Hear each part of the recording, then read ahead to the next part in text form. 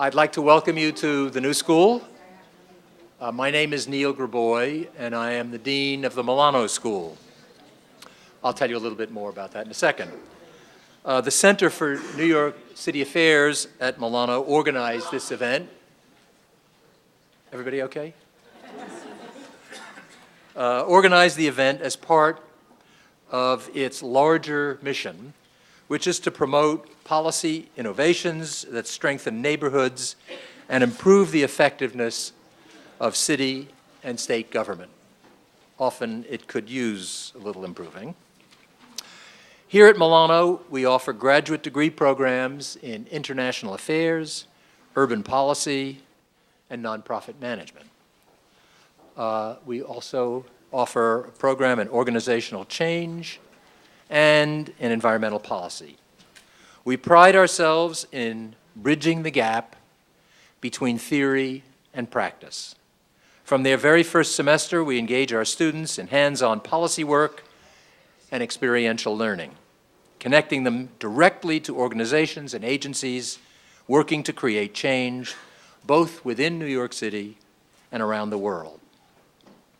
Public policy forums organized by the Center for New York City Affairs are one of the ways in which we bridge the gap between policy, practice, and politics.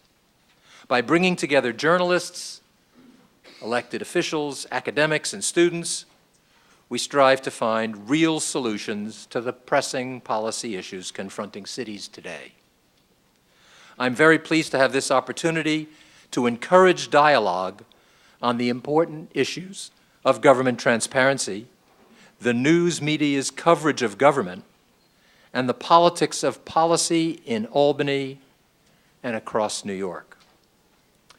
The world of the media and its influence on politics has changed the way politics is managed, not always for the better. I'm reminded of the media in, say, 1775, and the length of time it took to get a report on what was happening someplace, probably in New York. And now, in a microsecond, you get 14 views, and depending on which persuasion you happen to share, they're the 14 same views, which is also another part of the problem associated with the media. It's multi-univocal, if I can use that expression. As always, our goal is to support the way politics is managed. Discussions that engage people from many different perspectives, support and reveal the variety of points of view you may not agree with or you may not have considered. I want to thank the Center's funders, in particular the Milano Foundation and the Cirrus Fund, for supporting public discussions like this one. And I want to thank the staff of the Center for pulling this together. It promises to be a compelling conversation that should have a great deal of meaning for all of us who are trying so hard to bridge theory and practice and to make this city and this society more just and more equitable. Now I'd like to introduce the genius who organizes these programs, Andrew White, who is the director of the Center for New York City Affairs, and he'll give you some background on the issue and get us started. Thank you.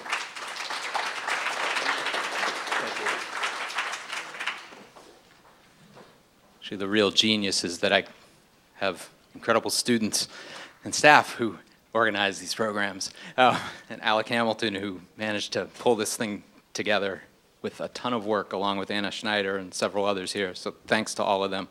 I direct the Center for New York City Affairs, which is part of the Milano School. Neil described what we do. One of the things we do, other than our applied policy research, is organize these events every couple of weeks.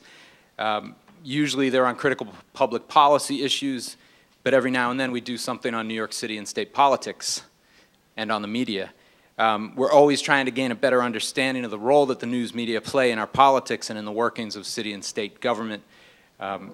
I teach courses on politics of policy, and the media are front and center in that. We want to better understand how reporters perceive the elected officials they cover and the relationships they have with leadership in government. And we want to learn to the degree to which the stories we all watch, hear, and read about our political leaders end up shaping public perceptions and thus shaping public policy. So there's the $64,000 question: to what extent do journalists actually participate in government? And by that I mean, to what extent does news coverage directly impact public policy? So how does the image-making machine, I should say, shape key decisions in government? It's rare and probably election losing for a politician not to routinely attempt to manage their image. I mean, that is the business of politics. 90 years ago, Walter Lippmann wrote that on the big issues of the day, people's opinions, quote, people's opinions are not shaped by their direct experience, but by the images planted in their minds by news accounts. That was before television, of course. But he'd have to say the same thing in the television age, because television news and images are still mostly edited and contrived. And it was before the internet, where fact-free opinion can proliferate, but so can excellent analysis and reporting, and these are still media. So they're mediators, they're separate and apart from people's actual everyday experience. How many of us have spent a great deal of time hanging out in the Capitol, seeing how decisions are made on the second floor? Probably a couple of you out here, but most of you haven't. So what we know is from this crew here and others. Lippmann's point was that these public perceptions become shared, nationally accepted conventional wisdom on hugely important issues. And then these conventional wisdoms shape and define the way that issues are discussed. Issues like, in recent years, the dysfunction in Albany, for example, or corruption in the legislature, or failing leadership in Albany. And the news media are exceptionally powerful players in that process. So last year, it was hard not to notice that Andrew Cuomo was extremely effective at sustaining this widely held perception that he was the inevitable governor, that he'd win the election last fall. He and his campaign were able to set that frame in place, and the press agreed with the story, and they carried it forward, and it was true. And then as he moved into government, those of us in the public policy world noticed that most decisions of any significance were being very tightly managed from the second floor, which is the governor's offices in the Capitol. Under previous governors, many agency commissioners were outspoken public players, but not so much this year. For me, it's reminiscent of Mayor Giuliani and his tight management of his administration back at a time when commissioners and city executives didn't talk to the press or to outside organizations very freely, without approval from the west side of City Hall. This governor and his close aides are carefully managing his message and his image in the same way. And at the same time, he's also reaching out beyond the Albany media to use new tools. He's using social media, as they just announced recently. He's also using old tools like traveling the state and giving talks and trying to connect directly with constituents. So how is all of this shaping policy? And how is it changing the state's political calculus? How are reporters dealing with it? And can the governor sustain this very careful approach for 4 whole years, or will it begin to fracture? So our discussion today will be pretty straightforward, a panel discussion, a lot of conversation, I hope. We'll have time for audience participation in the latter half of the program, at which point I'll have a couple of people with microphones going around to take your questions. We're also streaming live on the web, and this will be archived on our website, which is centernyc.org. I wanted to acknowledge Councilman Mark Weprin in the audience. Glad you could make it. And I also want to acknowledge our panel. So we're very lucky to have a great group of experts here to talk with us this evening. I'm going to introduce the moderator, and then she'll bring up the rest of the panel.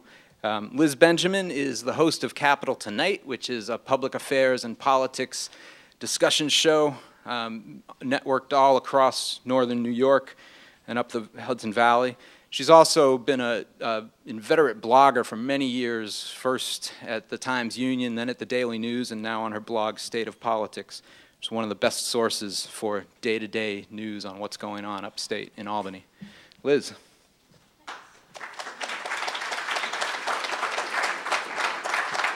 Hi. So just to be clear, I know most of you all are familiar with Inside City Hall, so I'm like Errol Lewis's counterpart upstate, just so you know. I'm like the girl Lewis. There you are. So I just want to bring up the panel, and then I'll just say a few opening remarks, because today was really sort of interesting and very apropos of what we're going to discuss in Albany. It was a pretty interesting media day. So I want you guys to just come on up, and I'll tell you as they're coming up who they are. I think all the way at the end there is going to be Nick Confessore.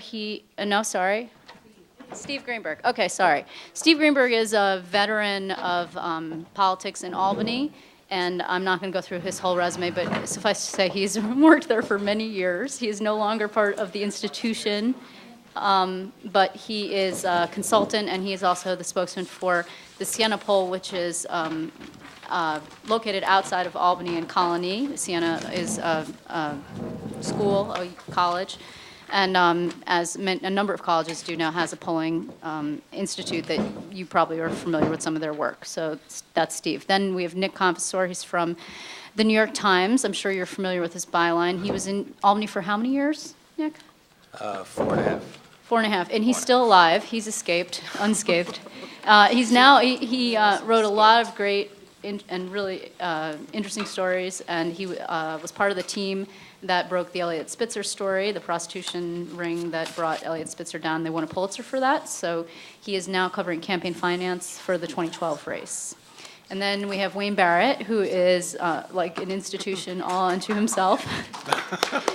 He was at the Village Voice for many years, and he is an incredible muckraker and very outspoken and fun to be with and fight with. I was his adjunct at Columbia for 2 years, I think, and it was great, and he's fantastic. He's now with Newsweek Daily Beast, and he's doing his investigative work there, working for Tina. And he tells me they're on a first-name basis. And then we have Karen DeWitt, New York State Public Radio, again, another veteran reporter. She has been at the Capitol since before I got there, too, and doing great radio work, which is fabulous if you're a public radio fan, which I am, and her voice, I think, is familiar to a lot of you guys. You're on WNYC, too, sometimes, right? Yeah, absolutely. So her reporting is great, and I'm sure that when she speaks, you will recognize her voice. So, some of you. So, I just want to start by noting what happened today in Albany. This is an administration that is incredibly interested in managing message. I know that I saw that there is a member of the administration in the room. I'm not going to point him out, but I know this is streaming on the internet anyway, so someone somewhere is watching and taking copious notes, I'm sure. So this administration is very interested in managing message. Are you kidding, Liz? He's watching. I should only hope so. He had a not so fantastic day, so there you go. Maybe he's relaxing in the mansion or in Westchester. What happened basically today, the problem with managing message is that there's this, and they are enormously good at it. They are artists at managing message. These folks, you're talking about a guy who worked in his father's administration, as you all know. He's surrounded by people, some of them veterans from his father's administration. These people are class A at what they do. The problem is that there's always this like little possibility that things will just all go wrong, and you can't control what happens. So what happened today was that the governor, who is a former HUD secretary, brought Clinton up to Albany to talk about economic development and showcase his 10 regional economic development councils. Now, of course, we all know that the president presided over the largest peacetime economic expansion in the history of the U.S., and that's fantastic. But what he could bring to the table in terms of telling 10 regional economic development council members what they should do in terms of applying for competitive grants, I'm still a little bit lost on why that was. But anyway, that was supposed to be the message. There was a huge announcement, a $4.4 billion investment in chip development that's over the next 5 years. It's supposed to be a huge thing. It's going to be very good for upstate from Fishkill to the Western New York. That was supposed to be the story that you all see on the TV, that you hear on the radio, that you saw maybe if they were lucky on the front page of the news, depending on what was going on elsewhere in the world and in New York City. Unfortunately, The PEF contract failed. And that was, apparently, some of us are happy about that. So the governor is not happy, and that's going to trigger, he says, 3,500 layoffs. It's a big loss for him. He has been at odds with the progressive area of the labor community for a while, in some cases dating back to the 2010 campaign. And he's going to have to go back to the drawing board, and now he's really at war with the public employee sector. So that's a problem for him going forward. It's a problem in 2016 when he runs again. It's a problem if he wants to run for president, as we all believe that he probably does. It's going to be a problem if he lays off 3,500 people, particularly in the capital region, which is where most of those people are located. So, but the point here is that they wanted the message to be one thing, and unfortunately, because that's how news goes, it's another. But I would add that's a rare miscalculation on their part. Take it away, Karen. They usually are much more successful in managing the message and really making the governor kind of the star of his own narrative. You know, he came to Albany and he was crusading for gay marriage and no taxes on the rich and a property tax cap and this whole, array of issues, and he got most of them done. And I think that he did do a pretty good job of sort of being the star of this show. But today it was definitely, I don't know, maybe a little bit of hubris because they knew that the PEF contract was going to be announced today. And maybe, I don't know the background, maybe that was the only time they could get President Clinton or something. But it seemed like maybe they should have had a different day in case it didn't go their way. Right. So, but this was really a rare example. I can't think of too many more in the, 9 or 10 months that he's been governor that this has happened to them. And, I can think of one. well, I'm sure some other people. The one that's on my mind actually is, and unfortunately I can't remember what the story was of the day, but they had a story, and unfortunately the Times, and it was actually you, Nick, right? Prisons, right? Okay, the prison Fracking. closure announcement was supposed to come out. That's a big deal for upstate again, although it's also impacting New York City because the governor wants to spread the pain around and not have too many people too angry at him, so in one concentrated area. So basically, instead of getting that very managed message, and they had instead a breaking news story from the Times on hydrofracking, on the hydrofracking report that was going to come out, another controversial issue that they are not doing fabulously on, I don't think, in managing the message. The really fascinating thing was there was a news alert that I'm sure you guys are familiar with that on the webpage of the New York Times, that like breaking news, and it tells you, and then it was like an hour before the story. So what happened in that hour, Nick? things have to happen behind the scenes. That's all. Right. Did the governor I'm call? just saying a news alert doesn't promise an instant article. Oh, I see. It just lets you know it's coming. Okay, I see. Well, it just seemed like a really long People time. did go crazy for that hour, though, I can tell you. Yeah, that was fun. Yeah, so here, I guess, to the degree that you feel comfortable, and now I'm really serious, to the degree that you feel comfortable about the lobbying, and we have all been lobbied by members of the administration, and even all the way up to the top of the administration, the very upper echelons, the governor, and you wrote a story about this, is sort of infamous about making phone calls and managing message, but without going on the record. Yeah, I've had one fully on the record interview with the governor, and that was in October 2010, after about 6 months of kind of leading up to it, asking for it. But he almost never speaks on the record in kind of a free setting. I will say he does take a lot of questions at press conferences. He does a fair amount of them, fewer than a big city mayor would, but not atypically for a governor. So he's out there, he's taking questions from the press. And you can consider this my bias, but I do think there's a specific public value in an extended engagement on the record over a series of topics by an informed person, a reporter, a panelist, whatever. Very, very few of those. The exception is a radio show with a few listeners in Albany, and he does a lot of that show. Which I'm sure Wayne will get into in just a moment. Yeah. Well, I have had many on-the-record interviews with Andrew Cuomo. Wait, this year? He Since was he's 19 become at governor. the time. No. He was 19 at the time. Was he yelling at you? I'm just curious. No, seriously, have you had any since he became governor? No. It's wonderful that you included me in this panel, but I haven't been covering the governor, and so consequently, he still talks to me. What can I say? I've been, Tina has me doing national stuff, and I haven't written a word about Andrew since he became governor. He misses me. Clearly.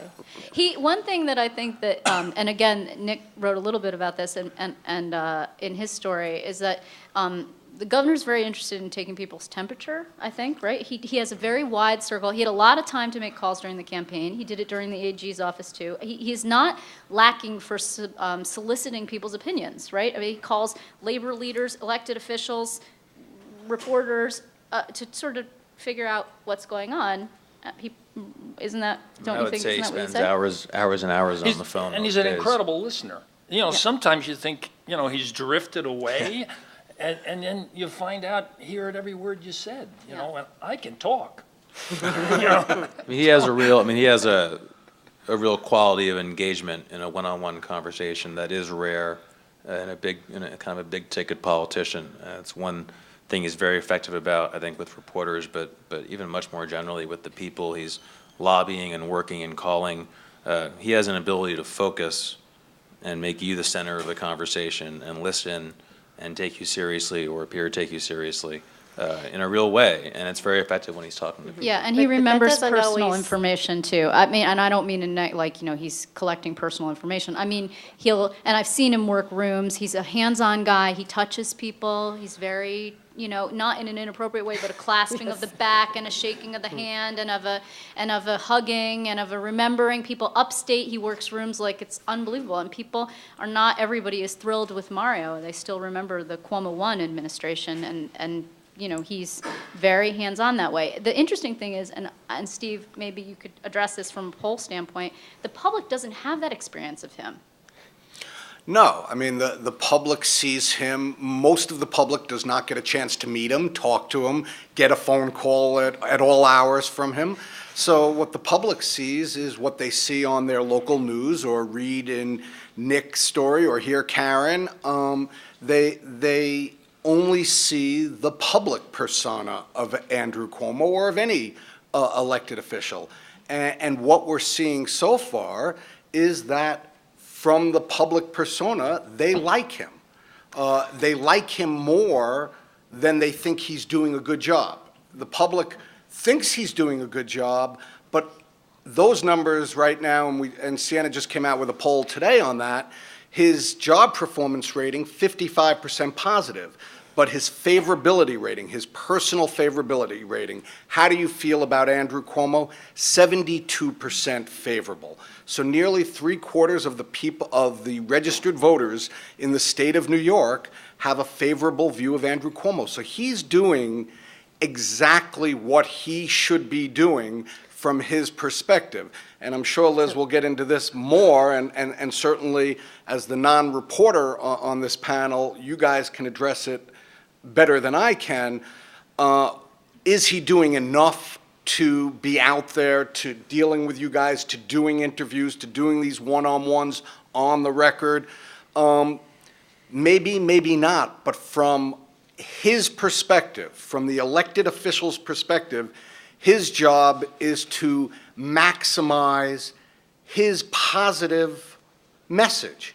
And he does an outstanding job of doing that. But Yeah, how long what- can it last? How long can you sustain 72%, do you think? He's sustained it for 9 months so far in a time of incredibly bad fiscal situation. Usually chief executives, be they mayors, governors, presidents, get blamed for the fiscal situation. Right now, he is not getting the blame. How much longer he can go? I don't know. I mean, it's hard to believe that he can do this for another 3 years up until his reelection campaign. But I see nothing at the moment on the horizon that's going to bring his numbers down. I think he can sustain it until he makes a decision on redistricting, and I think that's going to be a defining moment when he gets to the redistricting issue. And I think we're going to see, especially if he reneges on the promise that he made in the campaign to have independent redistricting, and looks like he collapses to the forces in the legislature on redistricting. I think that will redefine him in the minds of Democrats in particular. You know, there's some Republicans who are going to like that if he collapses to the Republican Senate on it. But I think that is where, when he gets to issues like that, I think that's where he tests the limits of this strategy. I would say, Steve, he hasn't just succeeded for 9 months in this strategy. This was his strategy throughout the time that he was Attorney General. He clawed his way back. I mean, bringing you back, historically speaking, and I covered this race, and I know that we have mixed opinions on whether or not this was fair. I actually agree with you, Wayne, on this, I think. In 2002, he ran against Carl McCall, who was the heir apparent that year. He was the first major party African-American gubernatorial candidate. And Andrew Cuomo came steaming out of Washington, decided he wanted to have a career in politics in New York, primaried Carl McCall, pissed everybody off, and then dropped out 2 weeks before the primary. And his kind of fatal 1 week, Liz. comment. 1 week, was it 1 week? 1 Right. week. He held, right. His Go kind ahead. of fatal, he was very accessible to the media, and at one point he was talking to reporters on the bus, and he said something insulting about Governor George was there. Pataki. He He said- said Pataki held Giuliani's coat after September 11th, and that was so close But to that true. terrible event. But at the time, people just didn't want to hear that. I mean, I could never understand What's how that? that became a big issue. I can never It's just- understand that one. He had actually said it, or before, according to Peter Ragone, who was his spokesman at the time, he had actually, who told us, this is like a traditional spin thing, though, is they're like, they've said that before, it's no big deal, don't worry about it. But I think the don't worry." lesson that he learned is don't talk too much to the press. Yeah, and it in should a only be way, scripted. he's like fighting the last war now. Because as you folks have said, when you do talk to him on a personal level, he can be very charming. Yeah. And it seems like he could be more out there on national shows and show that side of his personality. But How's it he seems Let's like talk But why about the does he- method for a why second. does he Like, need there to? is a method, right, Yeah. behind these ratings you're talking about. Like, it's not an accident, right? Oh, I mean, absolutely. And Yes. I would say these are kind of the foundations of it. I mean, one is an incredible focus on just a couple of things in office, all of which are very popular. I think, well, no. I take Which is that a back. lesson from 3 of which 02. are very popular, the fourth of which, gay marriage, has become more popular. No, and the property tax cap PS is not all that terribly popular. it's a but we wide can range get of to It- that. it is If with you the poll it- voters. If you poll it, it's extremely you popular. appeal So to the a point wide is, range. you Until spend. they lose services, Steve. I and mean, then- when you're covering Elliot Spitzer or David Patterson, there might be any number, and a whole effusion of little issues and initiatives they would do.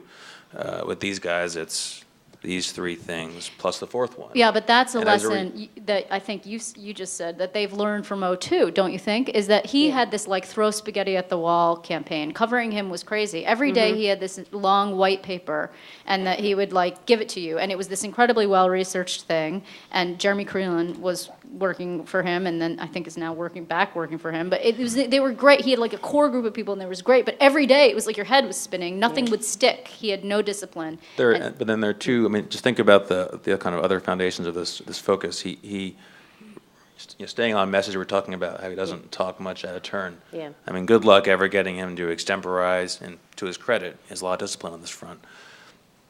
Asking about Obama, most times he'll duck it, or he'll kind of give something very soft. He does not get embroiled in stuff that is not directly connected to what he wants to talk about. But he got And tripped on that recently on the He millionaires did, but tax. in terms of these ratings and why they've Right. sustained. Of course, he's also succeeded on those things, and that's very important. That's the primary thing. But he keeps the focus on that. He doesn't do a lot of personal discussion. He doesn't opine about stuff. We have written some very nice, fun stories about his family life, his love of muscle cars. But it is, there's not a lot of eagerness, I think, on the administration's part to do those stories, even when they turn out well for him. And then finally, usually in politics, you have somebody throwing mud at you all the time, and it's the other party. You have an historic collapse of the Republican Party in New York State in the last couple of years. They have the Senate. They have not fielded a really strong candidate for governor.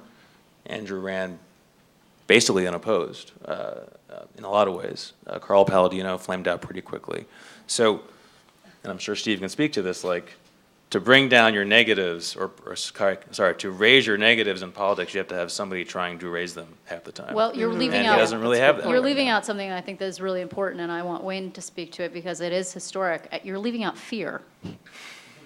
And I don't mean this. I don't mean that you're. And could you just talk about his role with his father, and that this perception? I mean, he is having a lot more sort of like charm offensive relationships with the elected officials, and he's not the steamroller, which is what Elliot was, and proclaimed, but he is, people are frightened of him, in part because of his poll numbers, but also because of a reputation. And I'm not this isn't like the media creating a message, although we have perpetuated the Prince of Darkness thing, but, but can you just talk about the roots of that? Are the roots of that true? The roots of that, I happen to bring the only biography that's ever Into the been mic. written of Mario by an academic, Robert McIlvaine. And this may sound familiar to some of us on the panel. This is Mario talking to the author.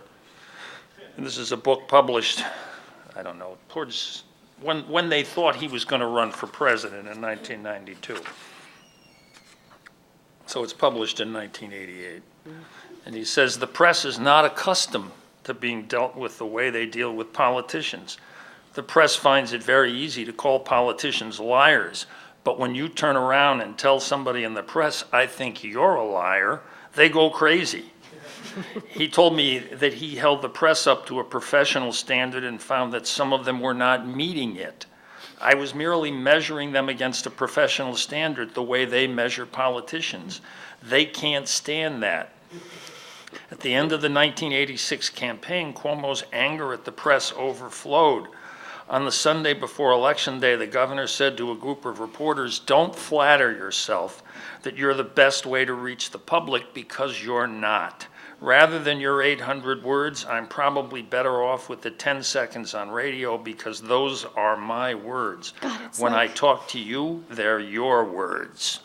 So some of this. Remember that. Yeah. 82? 82. That sounds familiar. It sounds like it Yeah. might have been written yesterday. It's yeah. amazing. Some of this is inherited. But he didn't have all the alternative media that Yeah. his son has. Right, now he has too. Twitter, Yeah. and he has And the new Facebook. Citizen I want to Connects. say something about what Yeah, Nick said, yeah. because there are people in the room. I'm looking out and seeing some of my brothers and sisters from the other age. Nick, he's in this age. Andy O'Rourke was the candidate in 1990 against these guys. So a big part of the Cuomo agenda, and I'm afraid that Andrew has inherited this from the father, is playing a Republican game constantly. Andrew can be governor as long as he wants to be. I think that's already the case. I mean, disasters could befall, but he could run for a second term. He could run for a third term, probably not a fourth term, probably reach the limit like his father. But and part of the way in which his father governed is his father was the great rhetorician of the Democratic Party nationally, and at home, he was in bed with the Republicans, totally in bed with them.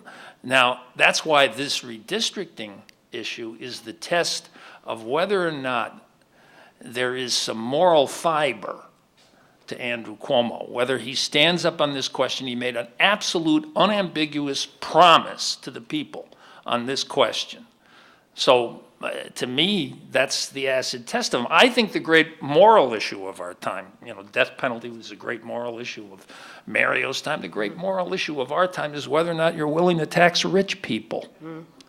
And if you're not willing to tax rich people, you're not going to be the Democratic nominee for president in 2016. Okay, stop for 1 second. So this year, I'm sorry, I know he could go on for a very long time, and it's a receptive crowd. I just wanted to come at just on the fear thing that you asked. Okay, let's just close Okay. the loop on the millionaire's tax, Okay, because all right. the speaker last week said that he promised when it was defeated last year that he was going to bring it back, and last week he did. He said he was going to, and he did, and it's going to be an issue. And just this area, another rare moment when the administration got tripped up was when the president, who of course is trying to regain the left, came out with the jobs plan and said, I'm going to tax the rich, the Buffett rule, blah, blah, blah. You guys know all the details. Okay.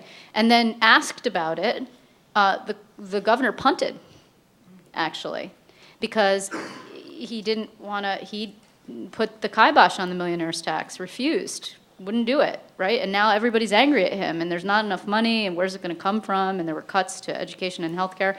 That could be a real problem for him, because he had to then put out a statement saying the millionaire's tax is great at the federal level, it's not good for New York. Pandering to the New York Post is not any better than pandering to the public employee unions. And that's what he's done on these questions. He has pandered to the New York Post on core economic issues, on core questions that face a Democrat. He's trying to thread the needle to be the fiscally conservative progressive, right? But He got gay marriage passed, but he passed also through the tax cap. Don't forget the fear, Karen. Go ahead, Steve. But also, Liz, on the millionaire's tax, you know that he punted and then put out the statement. The public doesn't know that he punted and then put out the Well, they statement. would if they That's right. read. By the end of the day, it had resolved itself, you're right. It was The more of an inside public, story. Yeah. to the extent that the public saw any comment from Governor Cuomo on millionaire's tax at the federal level was, we can do it at the federal level, we can't do it at the state level. What's interesting about that? So this happened at a Red Room press conference. Red Room press conferences, which is where the governor holds press conferences on the second floor of the Capitol, used to be available live. They would give you that for TV, which is now what I do after 15 years in print. They would give you the satellite coordinates and say, take this, and you could run it live. So I could go into the studio and sit there and say, and now we have Governor Cuomo, and we would run the whole thing, because we're a 24-hour news station and we need the content. Plus we do, plus the Q&A, and you would have seen him punt. You would have seen the uncomfortable exchanges that he sometimes has with reporters. Now, they do not do that. Almost never do they do that. They say, after the fact, here are the satellite coordinates, now you can pick it up. And you know what? We're not going to roll on it unless it's live, and he knows that. He's not a TV-friendly governor. Only the floods was the only time, I think, that Right. you guys ran that. Right. Because my Right. mother saw it, that's how I know. Well, and that is What what about- government, what about the one night thing the that gay government marriage is bill responsible for Wasn't doing is that keeping people a safe. live Q&A? I don't remember. Yeah, I think he it was a did. live The Q&A, Q&As yeah. are almost never, you almost never see them anymore, where you would have been able to see them. I'm sure you've seen Blue Room Q&As, that they take them live sometimes from New York One. We don't have the capacity to do that unless they give us the satellite coordinates, which they are no longer doing, which previous administrations did do. I mean, it's part of like a broader whittling away, I think, at certain kinds of openness that used to exist even under Ptaki, Spitzer, Patterson. And they're small things, but they add up in the way that I think Liz is suggesting. So they kind of reduce certain kinds of risk for the governor in terms of when he has to engage and how he has to engage. So for example, his public schedules that we get every night, his tentative schedules, almost never have anything on them except for the big set piece events, the speeches, the appearances. If he's going to do an on-the-fly interview, or if he, in fact, even if he's already agreed to it, it'll pop up on an edition midday. Sometimes like 15 minutes before Yeah, it the Q&As you occurs. can't get, they can very quick. We've had issues with the FOIL law with them. All governors are bad at complying with the FOIL law. They all break the law routinely. Governor Cuomo isn't a lot different in that respect. But again, they make a big show of transparency, and in some ways they are more communicative with the public, but the transparency is different in my view. Well, to be clear, the FOIL law is, so just to be clear, the FOIL law, there has been, over in recent years, increased requirements in responding to the FOIL law. There's not a lot of teeth or enforcement is the problem. So you can hold a person, you can shame a person and hold them their feet to the fire. And now subsequently, you've seen perhaps this Citizen Connects website that the governor created that has 8 months worth of his public schedules on it. But if you look at those schedules, like Nick is saying, they're sanitized. I mean, they just are. I'm sorry. They do not include everything. There are some things that just say meetings. From 8 to 10, he had meetings. Some meetings have long lists of who was there. Why? Because he wanted you to know that he met with Steve Saland and Mark Grisanti and Brian Elner, and these are all people who were involved in the LGBT movement and GOP senators who ended up voting yes on gay marriage. So it's selective revelation, really. I mean, some other examples just from the last year. The Buffalo News foiled for specifics of how they were going to come up with, foiled state agencies for specifics of how they were going to come up with 10% operating cost cuts. They denied the FOIL. That's a pretty standard FOIL. When the Associated Press foiled his travel records, typically you foil for travel records on state aircraft, you get literally the whole manifest. And under Spitzer and Patterson, you would get full manifests, travel manifests, wheels up time, when the plane takes off. And when they got their FOIL back, almost all of that was redacted. Everything was blacked out, and it was outrageous. And the AP responded by saying it was outrageous, and the Times Union did as well. They eventually backed down on some of that. saying it was a mistake in the counsel's office. But you know, you kind of get more example of those adding up, and it begins to feel, when you're a reporter at least, less transparent than what we're used to. Yeah, that's a story I would have thought they were more prepared for, given Yeah. that Cuomo, as Attorney General, investigated the whole Troopergate scandal, which centered around use of air travel. And, Yeah. you know, it was summer. They had to figure somebody was going to want to look at those And in records. 2002, he they kind of slammed reacted very Eric badly. Pataki when he ran, and Pataki slammed Eric Cuomo when he ran against Mario in 1994. I mean, there are some things that are so standard that you would think that they already have them printed up Yeah. to give it to you when you come asking for it. It was curious that they seemed so unprepared for that, and angry at the AP over I believe on sort they, of a and personal again, level. just as an example of how they'll approach negative stories sometimes, I mean, the Associated Press is the gold standard for a lot of journalism, and they accuse the Associated Press of fabricating the story. Now, I have no idea what that meant They or said what it something means, like it was a what that slow refers news to. day and they had to make up news and Yeah. just Yeah, I mean, because it's a slow day. that's pretty outrageous rhetoric. Yeah, I didn't really So understand that. there's a lot of like boiling over when they don't like a story. They'll say it's made up or it's outrageous or whatever. Okay, just so before, I want to get back to Karen's thought on fear, but before we do that, I just want to forget it. point out, you know, and I think Wayne made an allusion to this sort of, the problem, what happens here, and when a governor doesn't have a lot of friends, is that when the governor gets in trouble, like Elliott got in trouble, there weren't a lot of people who were begging him to stay. In part because, and you know, there are elected officials who survive sex scandals. It's not, you know, it's not unheard of. There's, you know, a couple in office at the moment. So not New York, but I guess that the point is that, I'm thinking about Congress. The point is that, you know, if David you. Vitter. Yeah, thank you. If you have, if you don't have, when you go back to the press, if you have planted really thorny roses, it's going to be hard to pick the flowers. When you need positive stuff and you go back to try and repair your relationship, it might be difficult to do. However, his poll numbers are so incredibly high that people are terrified, elected officials are terrified to question him, and also because they get a phone call. And this administration is unusually adept at saying, hey, I saw what you said in, you know, Tuesday's Newsday, and picking out quotes and calling you on them, not the reporters, the people who said the things. Yeah, I don't think they have a horrible relationship with the press. No, I don't I've either. I'm certainly just had saying, worse. So it yeah. goes back and forth with all these, you know. Yeah, and there little things. are elected. I mean, Mario used to make phone call. Jay Gallagher, who is no longer with us, but was a veteran Gannett reporter before he passed away. I interviewed him about his relationship with various different governors, and he told me, you know, Mario used to make 3 a.m. phone calls from the mansion all the time. You probably got some of them, I would Wayne. just say, I'd just say that Andrew can take a punch much better than Mario could, really much better. The Village Voice was the only newspaper in the city of New York that endorsed Mario Cuomo against Ed Koch in the Democratic primary. It was a time when we had a little influence, too, in Democratic primaries. And I think we did some really good stories that had an impact in that race. And so his first budget, which he announces in January of '83, I write a pretty standard critique of a budget that was a fiscally conservative budget.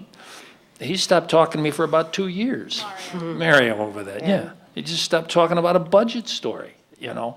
And, you know, Andrew, you know, it's true what Nick says, that the conversations are all off the record, but the fact is that, you know, after you take, and I've taken some real shots at Andrew, and he'd be on the phone with me the next day, you know, and Not universally. yeah, well, he has always had, in my view, it's not like, and even though some of them are quite personal, these stories that I've done, he doesn't take everything personally in a way that his father did.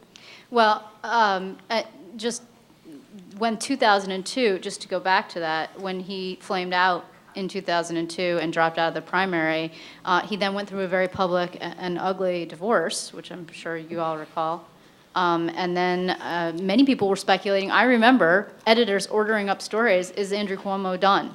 Is he I think most finished people thought he politically? was. Yeah, a lot of people. He Yeah. clawed his way back. That's an amazing comeback story. Yeah, and he did it because he's an incredibly adept politician. He visited every upstate Democratic picnic, every county meeting, every chicken dinner, he had a lot of help from 1199, but he made it back in the AG's race, and he did it by working his butt off. I mean, he may be a lot of things, but he works very, very hard. He's also a good student. I mean, he spent 12 years watching his father as governor, seeing the good, the bad, the ugly. He spent 8 years in the Clinton administration. He went through the '02 campaign, got hammered for what happened there, and then he learned from George Pataki's governorship. He learned from Eliot Spitzer. He learned from David Patterson, and he adapted all of that. He is a smart man, and he's a hell of a good politician. And so he was able to take all of that. He will make mistakes. I guarantee it. I don't know what those mistakes are going to be over the course of the next 3 years before his first reelection effort. He will make mistakes, but he is not going to make the mistakes he's either made in the past or that he's seen others make. He's that good of a student. Yeah, I think there are also, we should look forward a little bit into the coming legislative session. As Steve notes, he's had an unusually long honeymoon. His numbers are very high, and perhaps he'll keep them that way. It's just sort of almost scientific that what goes up must come down at some point. We just don't know when that'll be. There are a lot of tricky things that are on the horizon. As Wayne noted, there's redistricting, but there's also mandate relief, which didn't come, that was supposed to, coupled with the property tax cap, which we're seeing a number of local governments all over the state, particularly upstate, particularly in storm-ravaged areas where they can't afford to pay their bills for services anymore, already talking about overriding that cap. So that's a problem. You're talking about local elected officials who are asking the state to pick up their 12.5% of the storm relief cost. So that's a problem. Pension benefits is a big problem. The PEF contract that failed is a problem. Hydrofracking is a serious problem. And gambling is a problem. So you can see that all of these policy issues are going to start, and now the millionaire's tax are going to start piling up. I would also add, too, just the continued bad economy. Yeah. And people just get angry at whoever's in power, and that hasn't reflected on him yet. But eventually, people just start blaming, who's ever in power. Let's not forget that the ethics bill that passed was a big disappointment in terms, I think, of what the governor promised in the campaign and in terms of what the cesspool of Albany requires. While it is ranked traditionally by the media among his achievements of the first legislative session, I'm not sure it was that at all. We got a little more disclosure. I think we get a lot less enforcement.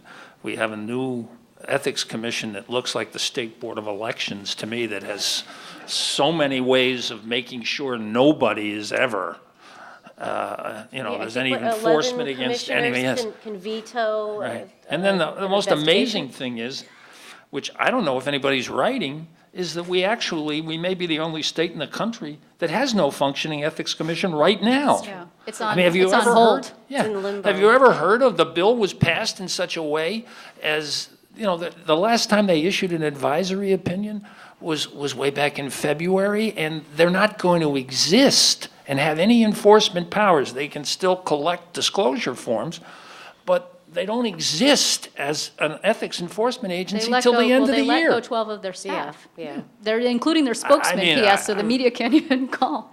I can't. You guys I are can't awfully imagine pessimistic. God.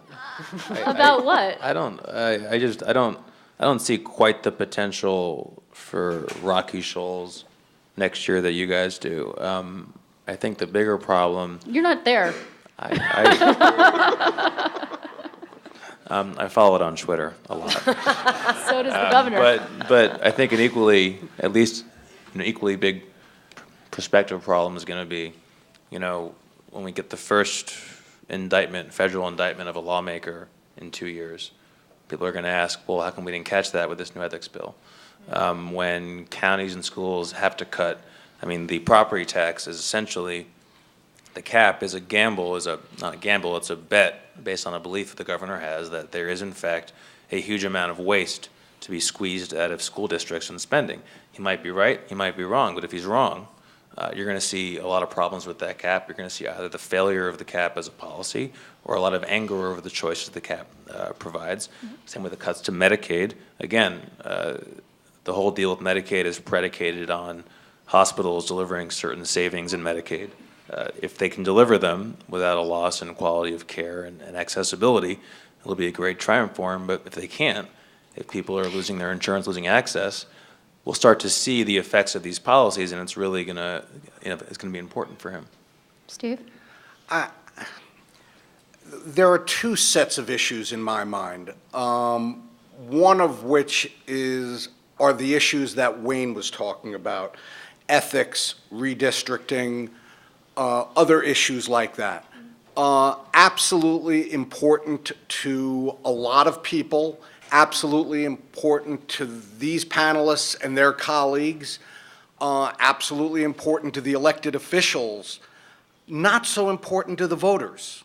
The public doesn't pay attention the way I and the folks on this panel and many of you in this audience pay attention to those issues. What's going to matter to the public? I mean, Liz, you went through the whole litany of issues, and yes, those are all relevant issues heading into 2012, some of which will be dealt with in the remaining months of this year, some of which will be very live issues in 2012. The public will latch on to a couple of them that are the ones they're going to care about. The governor is a great reader of polls. He's going to know what the public cares about. He's going to focus on those issues. And in some way, he's also benefited by the fact that, just like the president is probably benefiting from the fact that the people who are hated more than disliked or disapproved of more than Obama right now is Congress, which is at an historic low.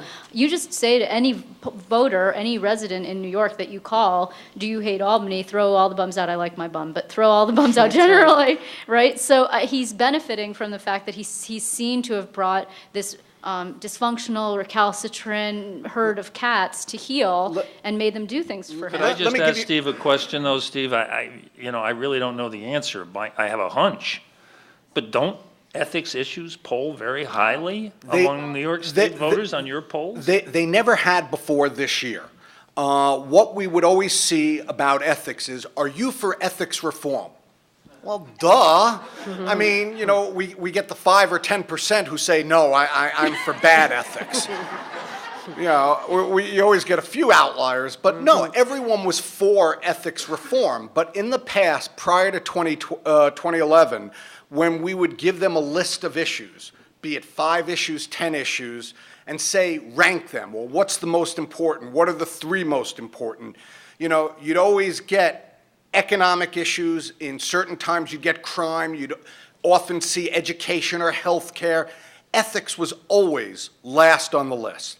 What we saw in the spring of this year, prior to the passage of the ethics bill, and I'm not going to make a judgment good, bad, or indifferent on it, was that was important. It was the first time I had ever seen in 25 years of being in government and politics and involved in polling, first time I had ever seen ethics rise to the level of an economic issue, and it had.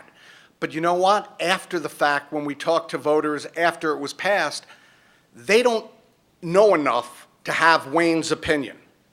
They don't know enough to think it's good, bad, or indifferent. They just know ethics reform got passed. It's now off their list.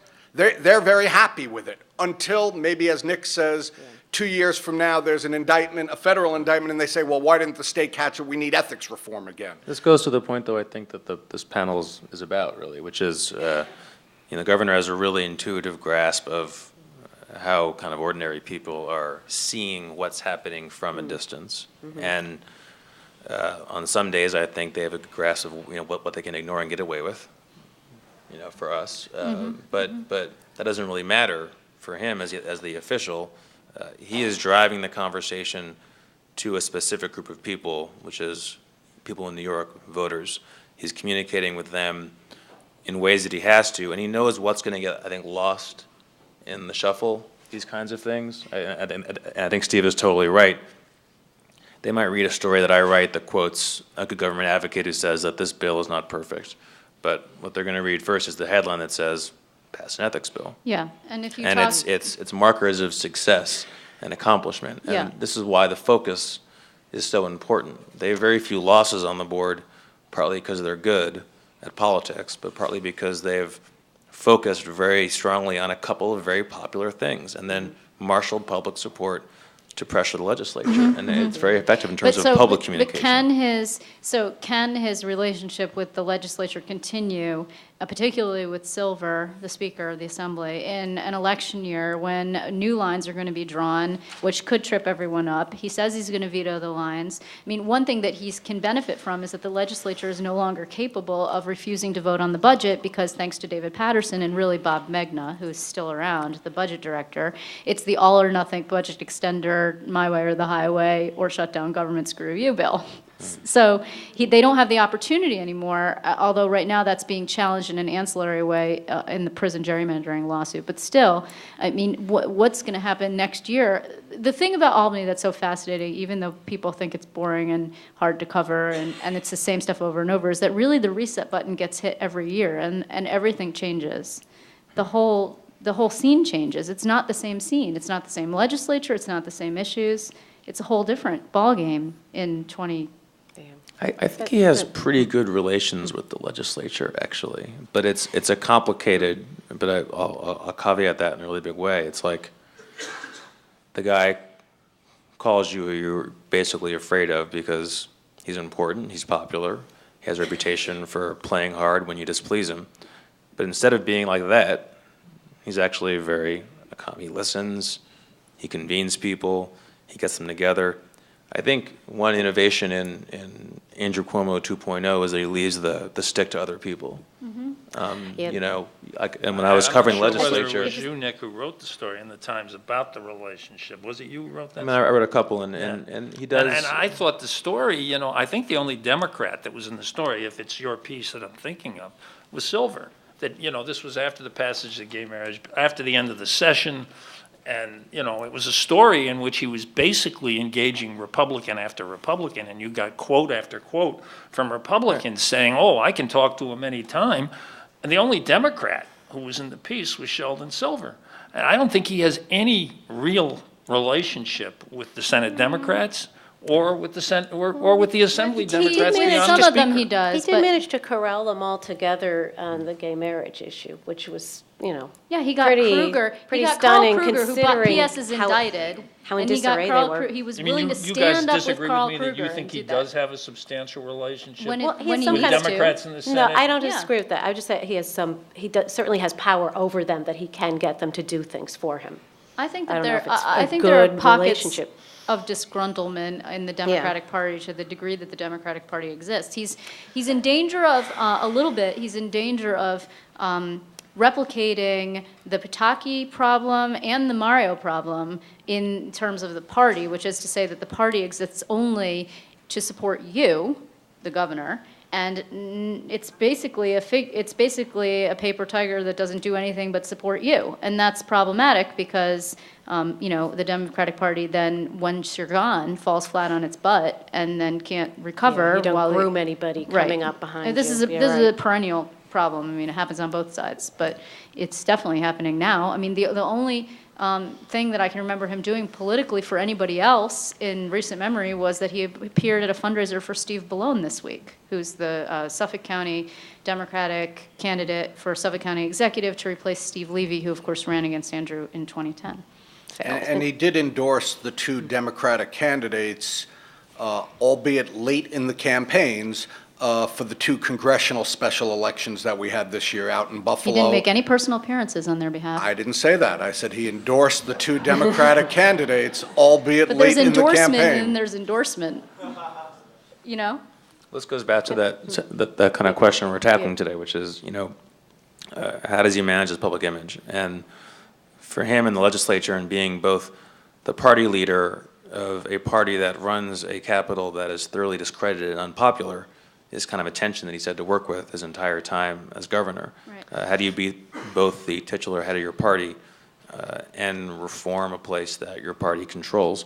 And I think the endorsements is a really good example of that. It's sort of, and they're very careful and go right up to the line on this kind of stuff, but it's do what you have to do. Put out the endorsement, but don't do the appearance, or put out the press release, but don't film anything.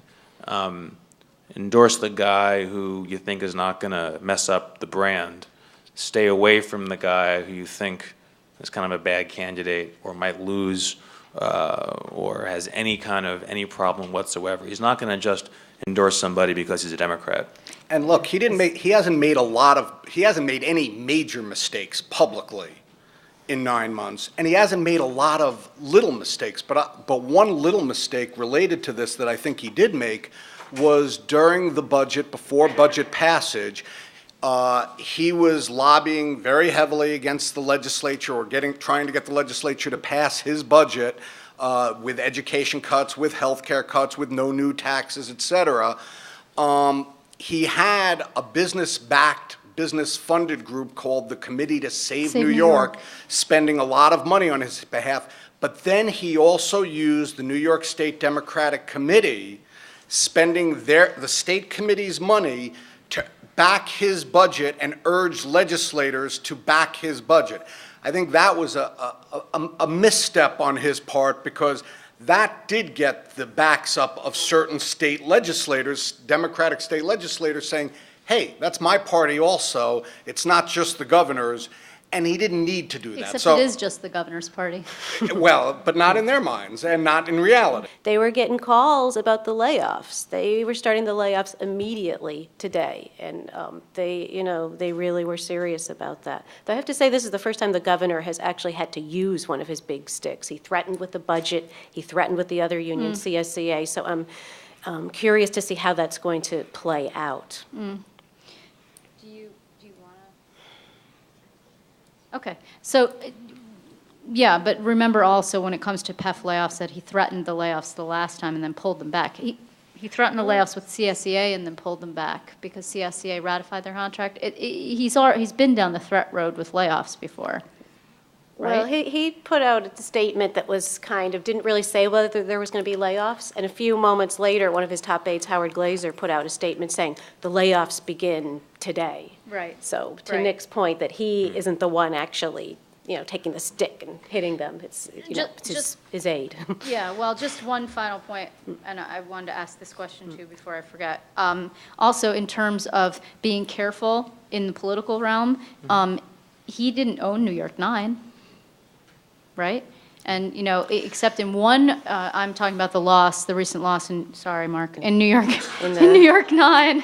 Involved a relative of someone here. Right, and the governor, if you look at the poll numbers, Steve, there were two people who had incredibly high poll numbers there, who weren't the candidates. Ed Koch and Andrew Cuomo. And Chuck Schumer, you were right. And Chuck. And Ed was all over that campaign. He was everywhere. And he endorsed the Republican, and the Republican won for a whole bunch of reasons that we won't get into here. But Cuomo sent, I think, a video, maybe. There was a report in the Post that he was going to do an ad, and that never materialized.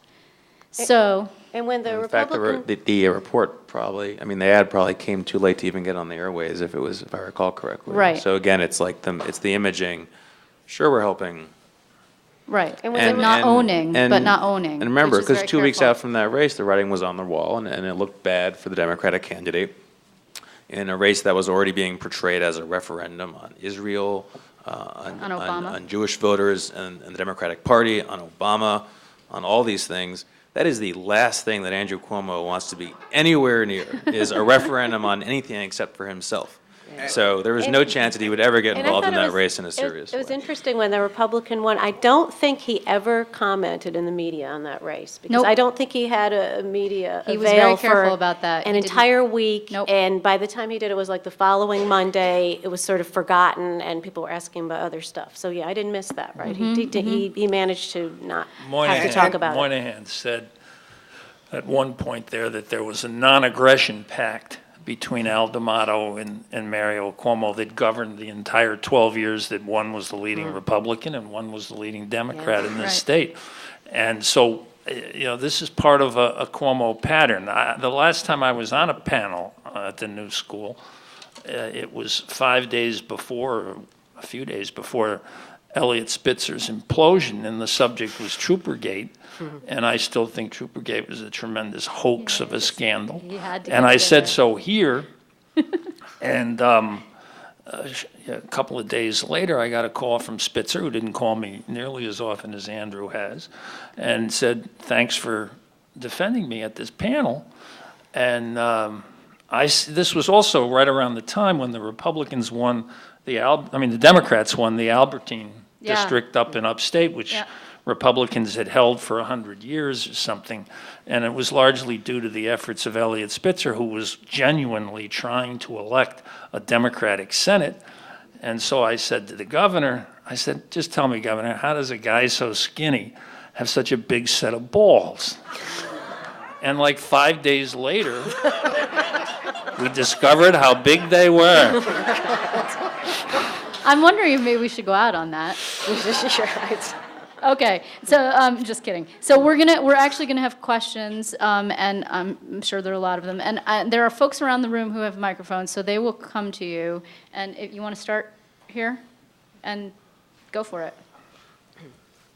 Hi. Hi, I'm Gail Robinson with Gotham Gazette. We've covered some of these issues, as we know.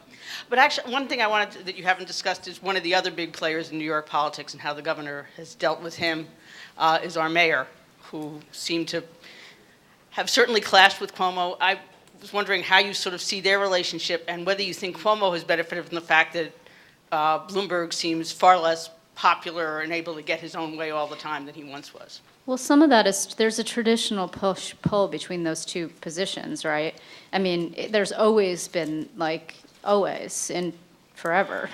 So I think that, and Wayne could talk about the history of it, I'm sure, and Steve, you've seen some of it. I think they have a surprisingly not bad personal relationship. Yeah. And an unsurprisingly bad political relationship. Well, if that Bloomberg makes endorsed sense. him, remember? they- And then, and Andrew Cuomo, I think, said mistakenly that day in a rare moment that he had voted for Bloomberg, which is not possible because he actually lives in Westchester. So, Yeah, rare mistake. but it was a campaign gaffe, and he was probably tired. But Well, let's remember who owns Ground Zero. go ahead. The state of New York and the state of New Jersey own it. And Mike Bloomberg thinks he does, but only once a year. And I think that what Bloomberg right. did in the handling of the 10th anniversary is something that Andrew will never forget. Yeah, he does have a long memory, I think, but lots of politicians do. This is a question really for Mr. Greenberg. You're all great, but he's the one who's got certain facts. The numbers. And really the question is, Andy did not have an opponent. In fact, he had somebody who made Andy look like the second coming. I think that the Greens got on the ballot is a function of one issue, hydrofracking, which drove people to vote, and they got on the ballot for the next year, right?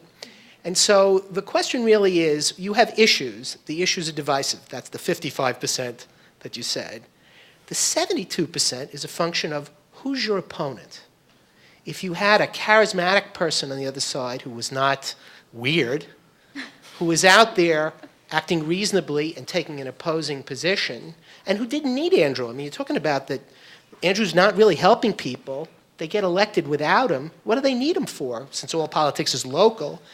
And so it strikes me that the question really is one of, for each of these opponents, party-wise, Republicans, Greens, I don't even know if the Working Families Party runs statewide races elsewhere. They endorsed Andrew. But the issue is one of, if you have somebody charismatic and you have issues, not just one issue, but broader issues, then Andrew's numbers have to come closer together from the 72 to the 55. The 72 is a function of who's your opponent? Nobody. Well, let's remember also, we're in the first year of a 4-year term. So there is no opponent, there is no race. That's step one. Second piece, I think, is we have to remember that New York State is a Democratic state. Look, 49% of the enrolled voters in this state are Democrats, 25% of the enrolled voters in this state are Republican. About 6% belong to the minor parties, be it conservative, working families, green, et cetera. and about 19% of the enrolled voters are quote-unquote independents. So the function of a campaign will definitely bring people's numbers down. But there is no opposition to the governor right now. Some of the panelists talked about it earlier. The only opposition is the Republican-controlled Senate. And they worked very closely with the governor, whether it was on property tax cap, ethics, same-sex marriage, et cetera. There is no opposition to the governor right now. So while people may disagree with the governor on certain issues, and there are certainly issues they do disagree with him on, there is nobody running a campaign against him. So in November last year, right after the election, Cuomo's favorability rating was 64-26. 10 months later, he's been governor now for 9 months, it's 72-18. It's gone up, not down.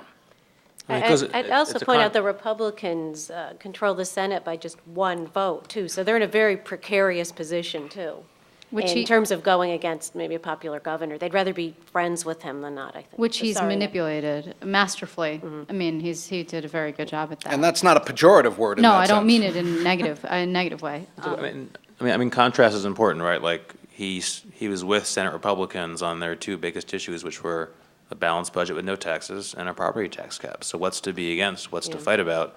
Ethics, sure, and districts. Gay marriage. But that'll happen. But, you know, there's actually a lot of room for him to work with them. And he didn't really have a very effective or potent or well-financed candidate when he ran for election. He didn't have a primary. So if you had a Democratic primary, you might have heard you know, a counter message to his fiscal conservatism that could have brought down his ratings.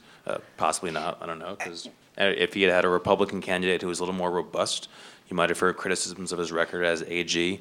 Why didn't he indict, you know, any more sitting lawmakers for anything or bring any cases? Sorry, you can't indict. How come there were not more public integrity cases against sitting lawmakers? Right. Student loan settlements. You could have seen a different kind of narrative emerge if there was a chance for contrast or somebody who wanted to make those contrasts. And also, let's not forget, again, go back to something I said earlier. He learned from the mistakes of himself and from others. Eliot Spitzer won an election even by a bigger landslide than Andrew Cuomo won his election.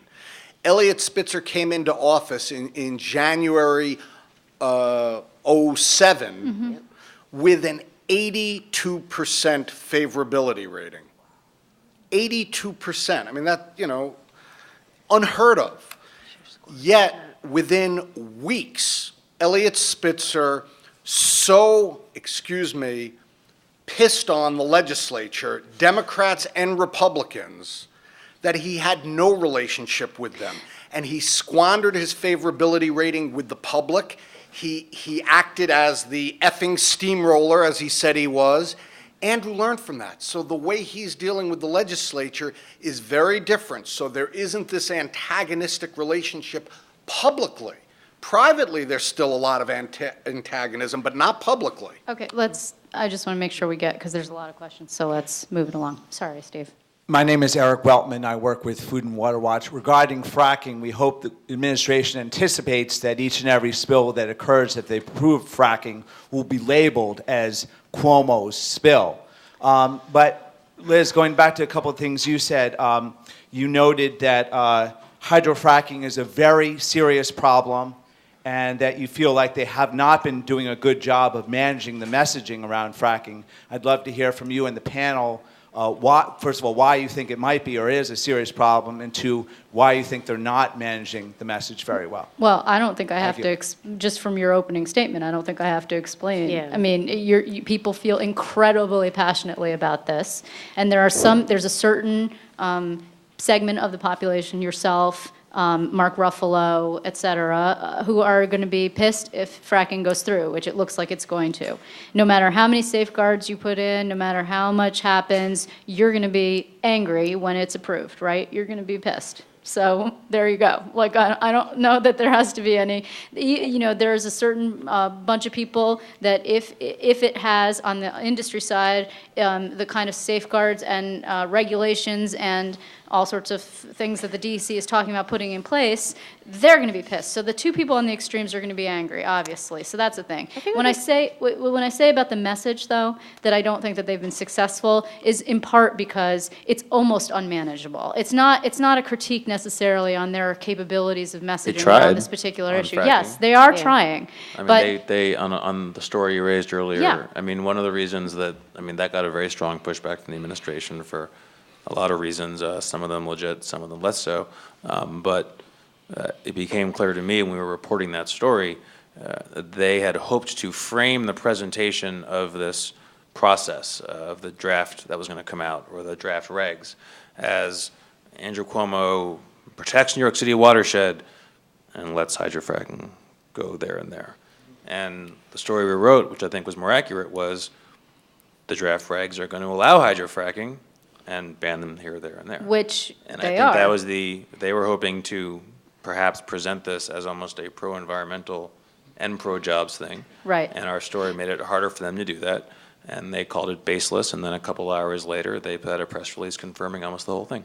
Right, and I think that, yeah, anyway, I'm I just think gonna that point- I'm just the gonna point point, out- the point though is that it's almost unmessageable because the people feel so strongly about it that, and and anytime you ask what is actually kind of a legitimate question, which would be, well, if you feel strongly enough about banning it in the Syracuse watershed and in the New York City watershed, then what about all those other people who have watersheds and want to know why they're not worth banning to protect their water? So I think that that it's not that they're failing per se on the message, but because it's so difficult to message around this issue. I was just going to say, it's Go not ahead, just Karen, the sorry. activist groups. It just seems like there's just a lot of disquiet about Yeah. this issue. I sort of came to the fracking issue late, and I'm, trying to keep a really open mind and absorb all the information, and just people from all walks of life express doubts about it. So Yeah. that is, a danger for them.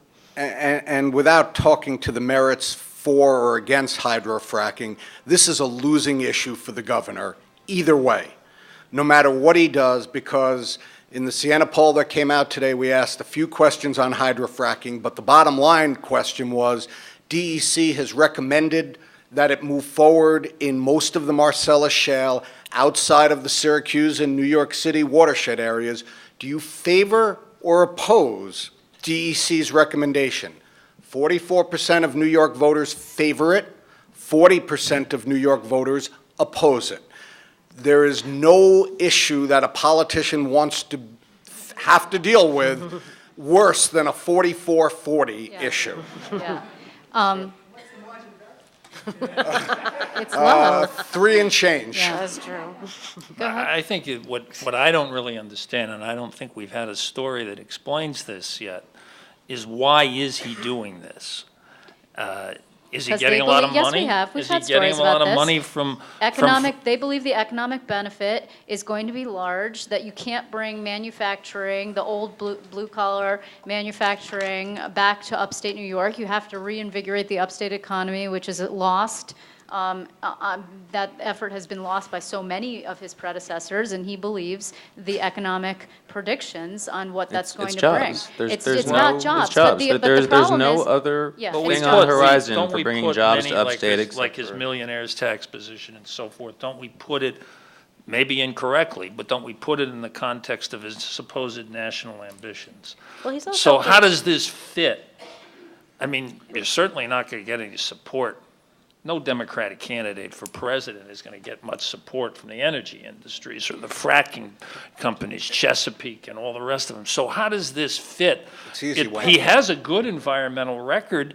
It's inconsistent with that. And how does it fit He into barely what has an we fit environmental most record, of? except Indian Point. He doesn't have a How lot does of it environmental fit record. in the context of him as a national figure? We're Sure going it to get does. lost Is here. this Wait, purely wait, just something hold on. he's Sure. We're going to get lost. Sure it Steve, does. last word, Wait, though, he's- because This is real easy, Wayne. It fits perfectly because he needs Michael Dukakis's version of the Massachusetts miracle if he wants to run for Yeah, just look at president. Rick Perry. This is all about, I think Nick's right, this is all about jobs and trying to revitalize the upstate economy. Every governor who has ever come into office has said, I'm going to turn around the upstate economy. And every governor has failed. Every single Not one. since the Erie There Canal is was built. I think nothing, was the last time it aside was from the revived. burgeoning kind of nanotech industry around Albany, which is like a high-tech corridor, there is really no other prospect for heavy industry or manufacturing or anything like it anywhere upstate. And it's hard to blame him in the sense that he has to create jobs. He has got to have a job creation record, both because it's a positive good in general and for his own ambitions. And it's very hard to walk away from walk away wholesale from a project or a thing that could create that many jobs, good paying jobs. Unless there's a major disaster, in which case he owns it. His legacy is going to be devastating New York City's water. Well, we don't know that yet, right? My name is Judy Wessler. I'm a health policy person. Hi, Wayne. Nick Confessore wrote a phenomenal article about conflict of interest. Somebody appointed by Governor Cuomo to what is called the Medicaid redesign team, which is looking at $63 billion being spent in Medicaid dollars in New York State.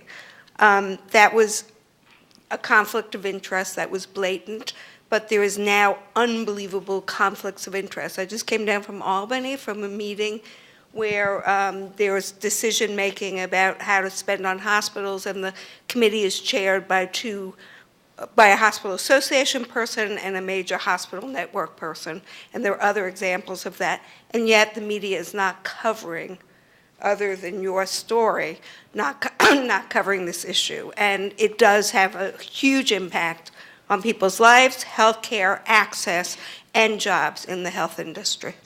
I mean, I think there's one probable reason for that. It's extraordinarily hard to write about because the Medicaid redesign team was perhaps the single most atrocious example of non-transparency in the Cuomo administration. I mean, just on the merits.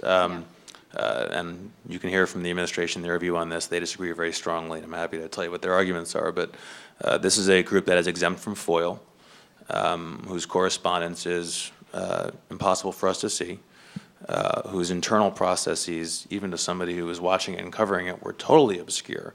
One day there would be 400 proposals. The next day they'd winnow it down to 200. Then it was 40. Then there was a vote. And it kind of all happened very quickly. Yeah. When they appointed this one gentleman, Jeffrey Sachs, who's a good friend of the governor's, and also a healthcare policy expert, when they appointed him to the committee, they described him as the co-chair of the JFK Institute at CUNY. They did not mention that he has a multi-million-dollar healthcare consultancy where he works for hospitals. I think that was deliberate. Everybody else had all their affiliations on this Medicaid redesign team. And essentially, the MRT was it was a politically and substantively fairly successful exercise in bringing the special interests into a room and cutting a big deal that would cut costs. It achieved that objective for the governor for Medicaid. It brought down costs. We will see, and there are bigger experts on Medicaid than me probably in this room. It's a very complicated subject, but it's very hard to get to some of the root of that because there is so little transparency on exactly what went on with the MRT. It was created by executive order. It's just a very hard thing to get a real handle on. This is, and I think this speaks to a larger issue, which is to say that despite the fact that the administration fancies itself as transparent, and the governor in volume 4 of the New York Agenda on page 11 promised that, and I just actually did a report on this, which is why I've committed it to memory. I wish I was that good, but I'm not. The promised that this would be the most transparent and see-through and ethical administration in the history of New York, and yet there have been stories. I have one, my former colleague Ken Lovett, who's the Capitol Bureau Chief of the Daily News, did a story about how the governor had given a lot of plum appointments to big donors. You know what? That's what politicians do. The problem is, and I'm not excusing it or condoning it or whatever, I'm just saying that's standard politician behavior. That's what you all expect from politicians.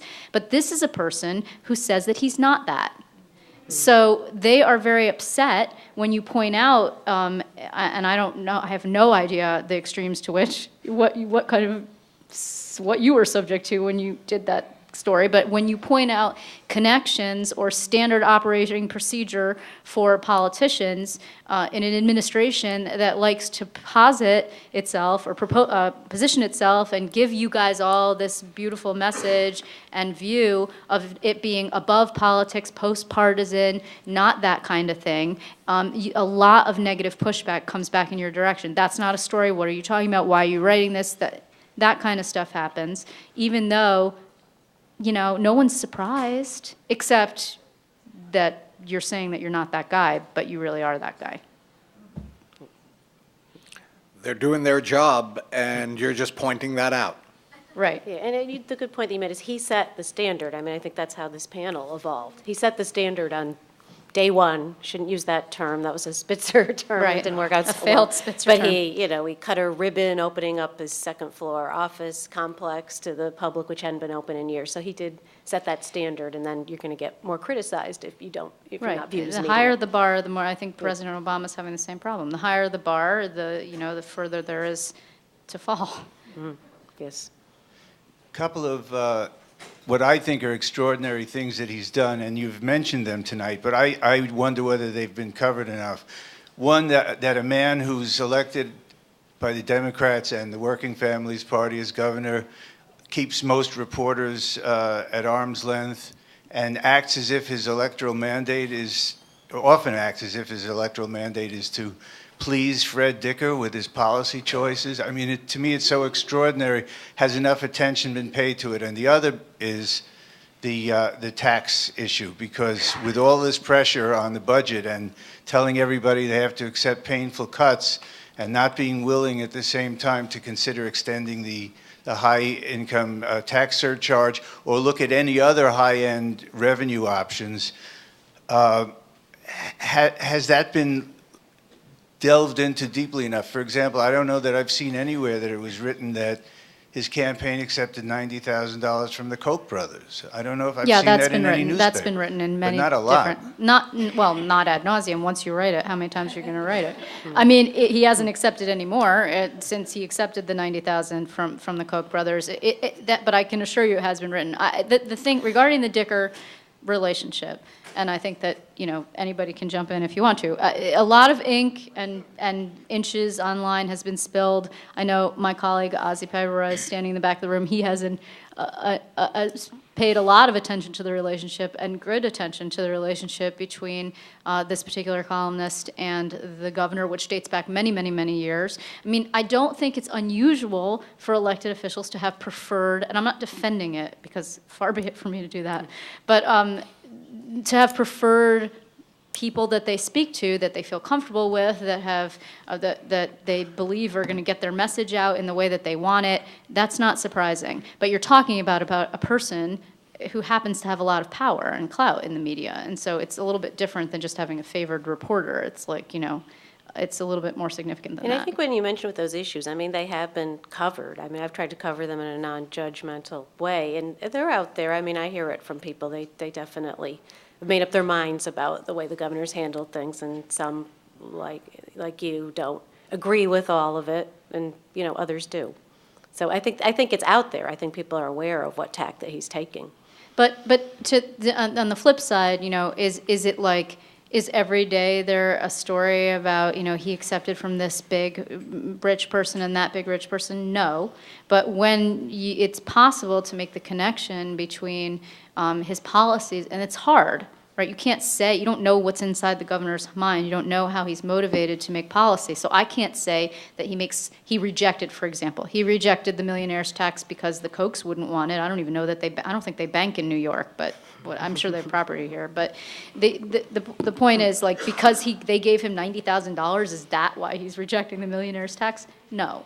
Right? It's a lot bigger than that. But it was reported on many occasions that the Committee to Save New York, which poured a lot of money into, not his campaign, but some of them had, but into defending and championing some of his more fiscally conservative policies, until they were actually shamed into it, didn't reveal their board. Yeah, I mean, we wrote a story about them, and then they, I think it was on the front page, and the next day they said, here's who our people are. Right.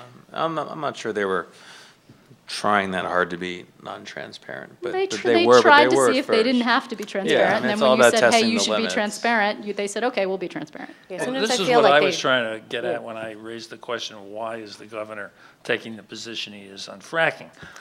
If I was still on the beat, I'd be looking at whether or not the money is coming to him. Maybe some of the advocates have looked at the question of whether or not the fracking industry or the some of the beneficiaries of this potential policy, this policy that's right around the corner, whether or not they're giving a great deal of money to them. I don't think we see money trail stories, the kind of money trail stories that many other governors have had to deal with.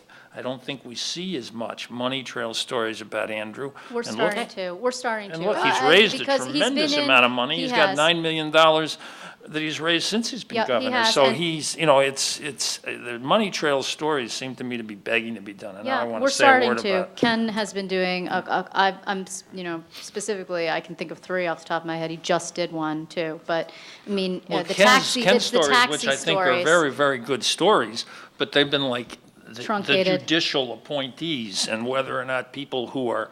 No, it's $90,000 from the taxi industry on the Bloomberg bill All right, for but delivery cabs. I'm alluding to the fact that contractors. Yeah, I know. And people who are direct beneficiaries of economic policy, we need to be examining that. And I don't leave myself out of that calculation. Now, it seems to me that the Post is the elephant in the room, really, that we're not talking about, that has set so much, has had such a tremendous impact on this governor and on policy that seems to come out of the governor's mouth. And I said earlier that I just don't think that I can't think of anything that the governor has done meaningfully, and you guys are there more, that Freddie would disagree with. And I just say that if Same-sex marriage. Gay marriage, yeah. I Gay don't think marriage. he gets very upset about that. I don't think he gets very upset about it. The Post doesn't get very upset about that. They were did negative. until it became law. And I just think that, the thing that really troubles me much more than the coverage in the Post is the radio show.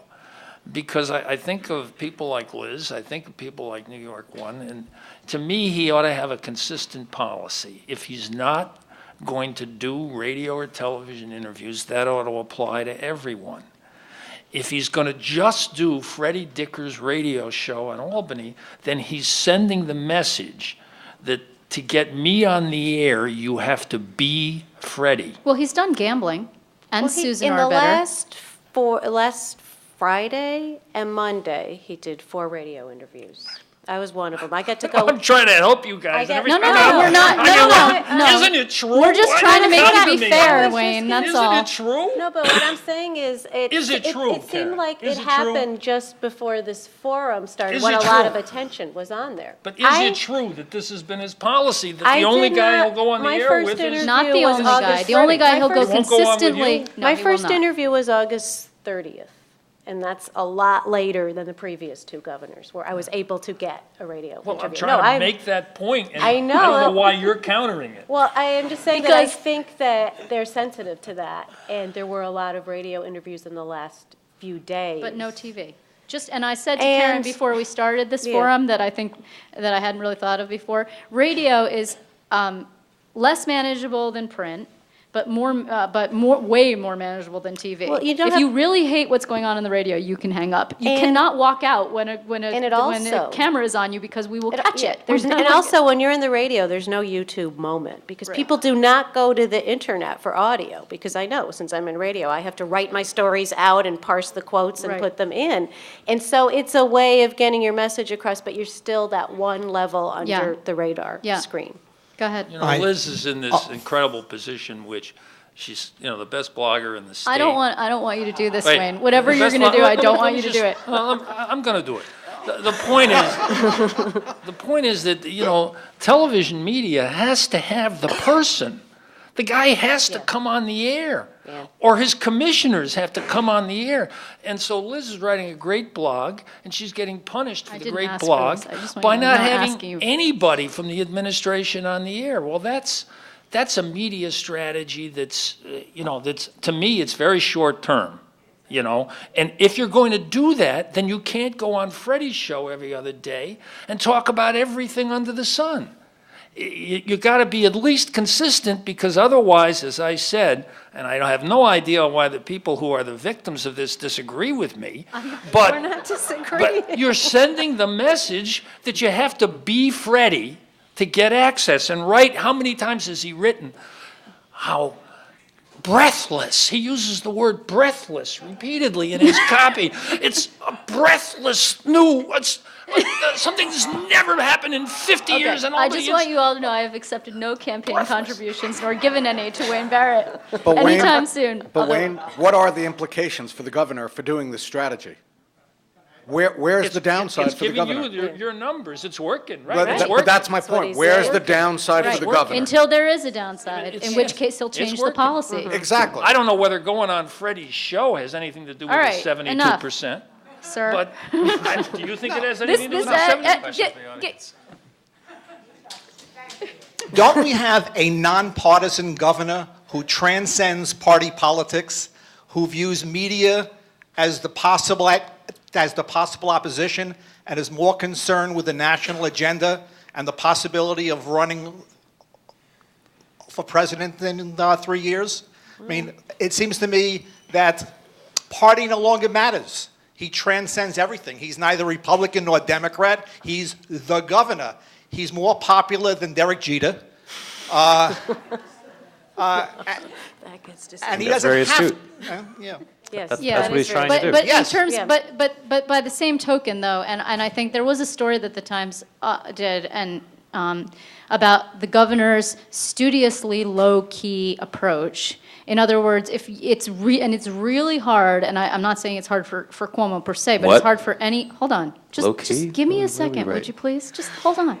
It's really hard for any elected official whose whole bailiwick is singing their own praises and going on national TV to get themselves shined in a 2-minute interview where you can barely delve into any topic, but other than to say, "Oh my God, Governor Cuomo, you're so amazing! You just passed gay marriage, which is something that your 2 predecessors tried and you couldn't do. Isn't that fantastic? Isn't New York fantastic, amazing?" That's like a whole 2-minute hit on CNN and NBC and MSNBC, et cetera. He did 0 of that.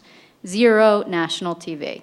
So, and that's like a big deal. 0 NPR, 0 national TV. He barely leaves the state, as far as I can tell. He vacationed in the Hamptons, and he was supposed to go to the Adirondacks, but didn't because of Irene. I mean, this is all part of a studiously low-key approach to media, in so much as laying the groundwork, because it would not do for him to look like he was so concerned about the next race, which would be 2016, that we all were like, hey, New York is going down the toilet, where the hell are you, thinking about the White House, and you're only here 9 months, blah, blah, blah. But that's not his approach at all, right? He's very engaged in New York, but on purpose. What time is it? Okay, we have time for a couple more.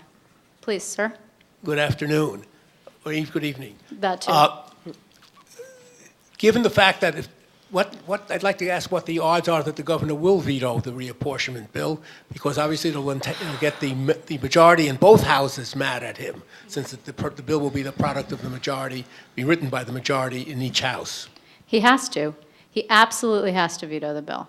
There is no wiggle room. Unlike the wiggle room for the Republicans who all, this is my opinion. He asked Wayne. No, he has to. He has to do it. Where's the wiggle room? Unless there's no bill, unless the Common Cause split from the rest of the Goo-Goos was providing him with cover to create an independent-ish commission that creates an independent-ish plan.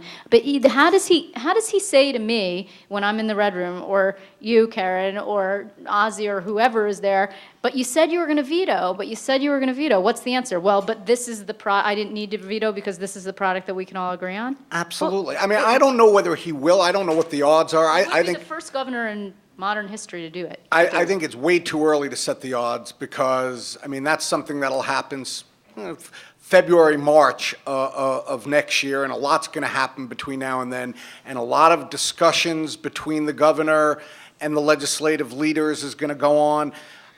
I think this, if he decides that he wants to sign it because he got X, Y, and Z from the legislature as a result of it, he will easily be able to justify it. So, again, Liz, you know too much. The public doesn't know that he signed a blood oath. You don't know what the circumstances will be then. Maybe his numbers won't be so high. I agree. Maybe there will be people who aren't terrified But you to say say things that about there's him. no wiggle room. I'm saying there will be, if he wants to do it, and I don't know whether he will or won't, but if he wants to do it, there'll be plenty of wiggle room, and he will he will not pay a serious price for doing it. Assuming the atmosphere if all things were equal and it happened today, then I might agree with that. But we don't know what the. I agree. Okay. The clock's also running out on it, which may, work to everybody's advantage. Because they may have to change the primary earlier, and so the date is moved up. Unless the DOJ takes pity on them again. Yeah. I mean, historically, that was always something that was done in, March or April, right before petitions go out. But if they change the political calendar, it's squeezing it, then yeah. this is going to be a pre-budget issue, which completely reshapes the negotiation behind both reapportionment and the budget. The lines have to be out January, February if they move the primary to June. Exactly. That's going to be a freaking nightmare. I can't even begin to tell you. The governor puts out his budget in early January, and they're dealing with lines. Jesus, I need to grow like an appendage. I mean, it's going to be so much work. It's going to be insane. Where's the mic? There it is, over there. The MTA was, of course, created to insulate politicians from the decisions regarding budgets and operations and the rest. Is there anything that the press can do in the sense of creating a climate from the public's perspective that people understand that and hold the politicians accountable for the decisions that are being taken really without them, effectively being abdicated by government? Here you have a governor who is effectively defining himself as a suburbanite, who there have been one or two articles indicating that he, in a sense, may be hostile to mass transit. You can't remember the the last whole time he host of took the problems that subway. come along with it. Yeah. But politically, much though it may be a tar baby, please excuse the expression, that it's something which has to be addressed. Yeah. You've talked about upstate already, and the fracking probably does talk to that. But for downstate, the MTA or the Port Authority, you see effectively an abdication of any kind of leadership on the part of the state's leadership and certainly of the governor. Agree. Yeah, agree. Well, my WNYC colleagues cover this more than I do, but there's a committee, right, to choose someone. And I asked the governor about it. I said, do you want a transit person or a more manager-type person? And he said, well, a more manager-type person was the essential answer that he gave. He's but not I think that he really wants to put somebody in that, is loyal to him, because that's sort of the pattern, that he wants people who, he can really trust and are going to, carry out his agenda. But you're right, he's not as strong, has strong ideas on mass transit as some of the other issues. But ultimately, even though it's a quote-unquote independent authority, ultimately, 3 years from now, when he runs for re-election, in the voters' minds, the governor's in charge. So if there are problems, whether it's Long Island Railroad, Metro North, city subways, whatever, if there are problems resulting from the MTA, the governor will be nailed by the public. Yeah. And also, we're waiting for the shoe to drop on Chris Ward, which we've been waiting for a while now, and we haven't seen, I don't know. It's interesting to me that transit is getting so little attention from this administration. I know there's so much else that they're paying attention to, but it's such a huge issue in the city, and it's like... Is it because it's functioning so well? Is that why? I don't think so. We have time for one more. I don't know where the mic is at. There it is. I'd like to know, how much influence does Mario Cuomo have with his son, and why did Mario give so much authority to his young, inexperienced son when he was governor? There's, Wayne, you should probably take a crack at that second part, but there's two interesting stories that of late, three. Danny Hakam, who's brilliant and is the Albany bureau chief for the New York Times, writes this fantastic story about a Long Island bank that Mario and Del Giudice, right, are a longtime outside Cuomo family, whatever, consultant, person, advisor, are involved in the purchase of the bank that's then later going to lend to distressed governments, and how is this conflict of interest or not a conflict of interest. And one of the more brilliant spokesman comments from the administration was, well, there can't possibly be a conflict of interest because there's no bank right now. Which was brilliant and crazy also. And the other one was that Mario Cuomo's involved and has a stake in the taxi bill too, if I'm not mistaken. So I don't know in terms of how much day-to-day, they definitely talk. But I don't think he's the trusted advisor whispering in his son's ear. I think you could probably say that some of his father's former top aides are extremely influential in the son's administration. The father and the son have a complicated relationship, and Wayne and other veterans of state politics could talk fascinatingly and endlessly about it, I think. But I think the governor, the current governor, Andrew Cuomo, is very close to Mike DelGiudice, who was important in his father's administration.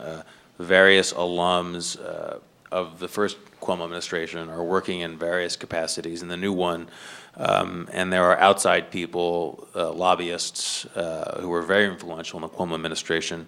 And again, it is one of the areas in which they are touchy and careful in how much that they allow you to see. For instance, in the transition, it was sort of, it was kind of widely understood that Mike DelGiudice was running the transition, but they were adamant, and they would tell you, and they have said, no, he wasn't. Then you would say, well, who is? And I'm like, well, the honorary co-chair is running the.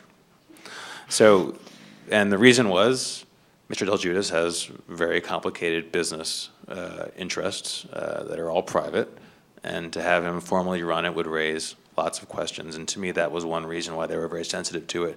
And I think the same goes for 3 or 4 other guys who have thriving lobbying businesses and are in the kitchen cabinet.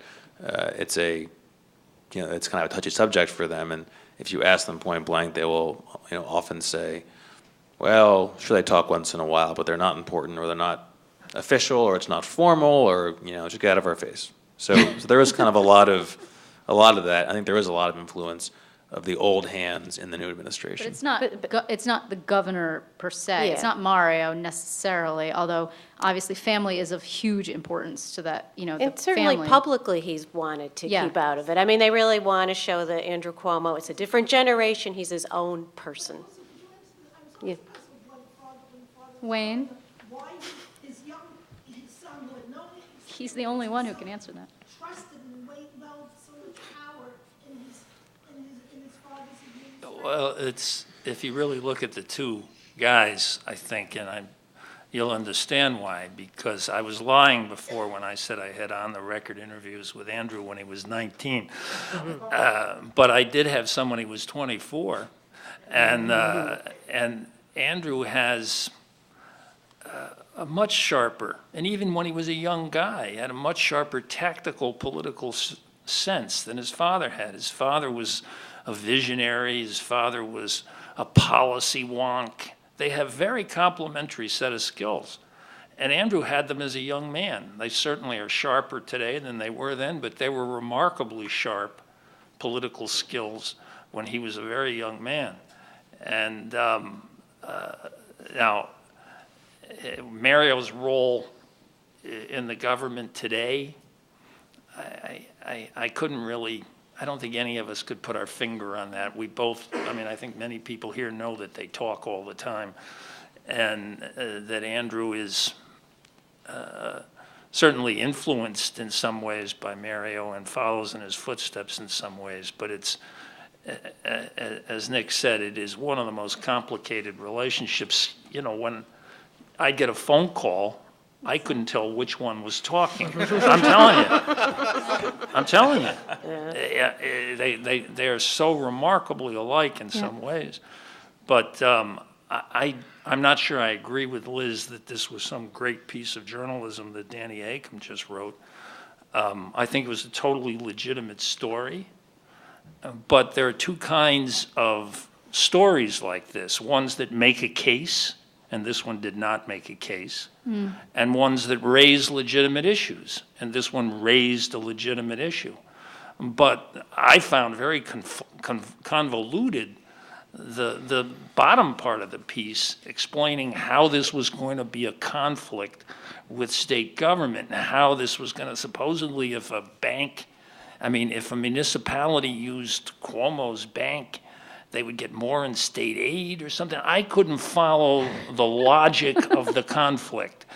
I certainly think the Times was right to run the story, and in some ways I even think they were right to place it on the front page, because the Times is supposed to behave occasionally like other newspapers behave and run stories that are eye catchers, that they know are going to draw eyeballs.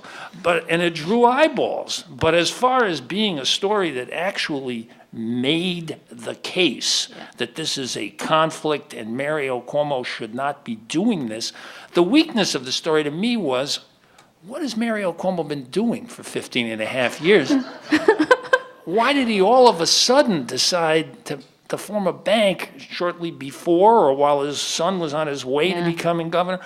Examine a little bit of how unusual this is. Has Mario been in other businesses that we don't know about? Or, you know, to me, that was a legit, but I believe it was a totally legitimate story.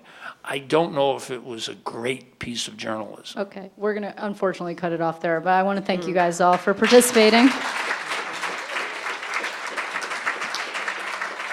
And thank you for hosting us, and thank you, distinguished panelists, for being here.